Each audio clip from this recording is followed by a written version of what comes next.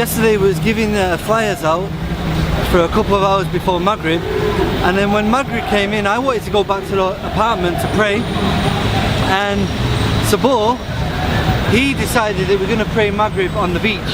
Not exactly on the beach, but literally, as you can see here, just across the road there's like a piece of pathway in the middle of the road.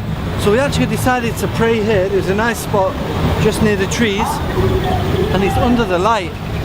And what happened was I started to give the adhan and a couple actually walked over and started talking to you, didn't she? Yeah, they basically were saying that you gave them a flyer earlier on, and they wanted to talk to us because they couldn't find us. Yeah. But then amongst the whole beach, they saw us you doing the azan. They walked across the road, came over, and they started speaking to me. And then when you finished the azan, that's when they started asking you about, you know, the questions. Yeah, I mean, we had a conversation for about 30 minutes.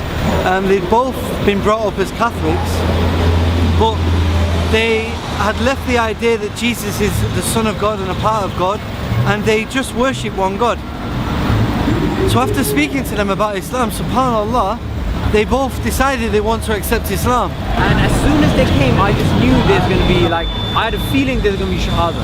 Yeah, I mean, they seemed very sincere, and they actually invited us to their house today. There for a course because of work. He says he thought it was interesting that you were handing out such a small piece of paper within, you know, among the crowd, and maybe not exactly the best way to get the attention, you know. And we read it was like a tactic scheme for a football game, and there was a sentence from the Quran in the middle. He was very surprised to see the sentence right in the middle.